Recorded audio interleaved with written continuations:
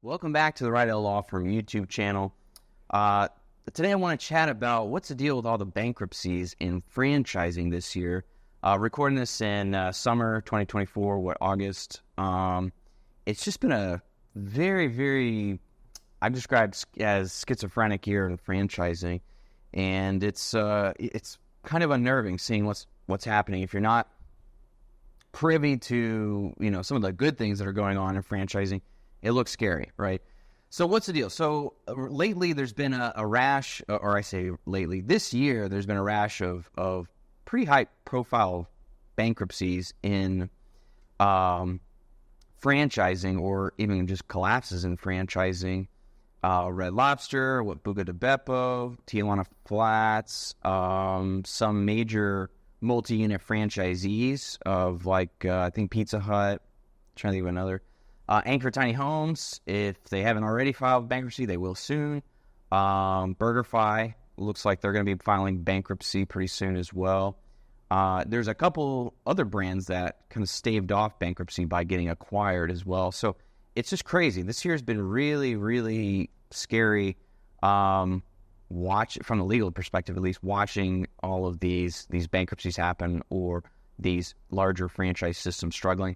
Subway just called an emergency meeting last week or two with all their franchisees, because they've been hammered with year-over-year customer traffic and sales. So those units are struggling.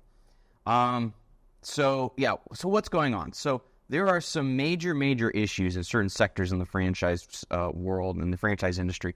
Restaurants is a huge one. Restaurants have major issues that, maybe I'll say that for a whole separate video to dive deep, but frankly, restaurants are not seeing the margins they had in the last couple of years.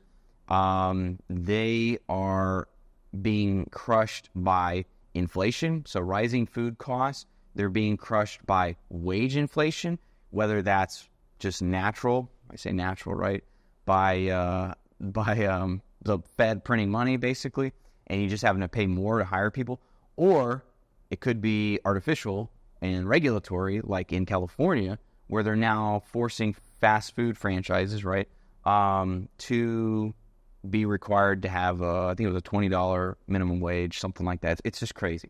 So artificial wage increases, labor costs, you're looking at increased costs on the food side, the supply chain, as I mentioned, for food costs for restaurants. And there's also just a general slowdown in the U.S. economy. I know, regardless of your politics, it's real. There are people tightening their belts, whether that's the consumer going to your restaurant, or whether that's a business trying to get paid from projects they've done to now pay you as a business vendor, right? Everything's taking a little longer. Everyone's paying a little later and trying to negotiate rates. And it's not just in the franchise sector, it's everywhere, right? And this is all trickling into franchising. It's trickling into service providers like myself and other folks in the franchise industry. I mean, at our law firm, I can probably count on one hand the number of restaurant FDD reviews we've done this year, which is very unusual. We usually have a handful a month, and it's just crickets. Nobody's looking to buy a restaurant franchise right now, or at least not as many as there were in the recent past. And then dealing with trying to help clients who are not getting paid on time, maybe, or having contractual disputes. Those are coming in our firm more often. Franchise exits, those are not fun, but we do those. We help folks negotiate franchise exits. Those are up in our firm. So there's more people trying to get out, fewer people trying to get in. It's just the general malaise, I guess, of the economy. And I think there's uncertainty around the election. I think there is uncertainty around inflation. Like, what are we going to do to stop it? And we haven't done very much, frankly. We got to stop printing money is probably the ultimate solution there, which is just politically untenable.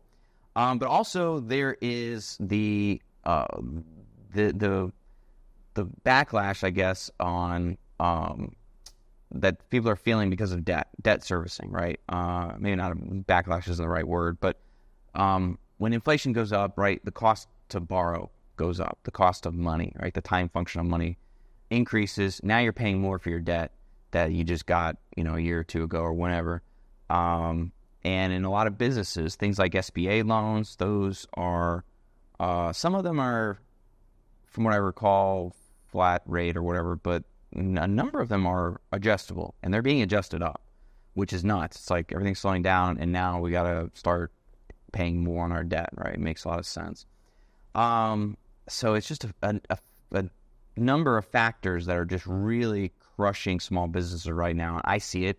I see it in my clients. And nobody's really talking about it. I mean, sure, people are giving political lip service to it. Nobody has real solutions to this, regardless of what party or anything.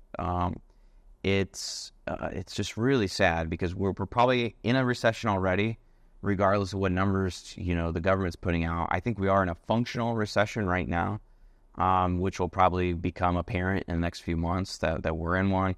And hopefully we'll be able to, folks will be able to adjust and survive and continue operating in a recession and in hard times. I mean, I've done that with my law firm even, in certain sectors since I've been open dealing with it. And it's not fun, but, you got to do what you got to do. So, anyway, that's it. I just wanted to comment on the rash of bankruptcies, what's happening in the franchise world, and give you my insights. It's, I don't know, it's a challenging market right now, that's for sure, for everybody. Even the brokers I'm talking to, some are still doing well. A lot of them still have leads, but closing rates are down, right? People just either don't have the amount to spend, they're not able to get the financing to be able to buy a franchise, or they're just going to wait it out. Wait it out to see what happens. So anyways, those are my thoughts. If you think we can help you with either joining a franchise, exiting a franchise, or you got other questions about the franchise industry, we'd love to chat with you. Reach out. Our website's always in the description there, so reach out. We'd love to chat with you. And I hope this is helpful. Hopefully it gives you some insight from another perspective in the franchise world. And if you're feeling the pain out there, you're not the only one, and you're not crazy, regardless of what the New York Times or whoever's telling you the economy's great. It ain't. Just hang in there. We'll be all right.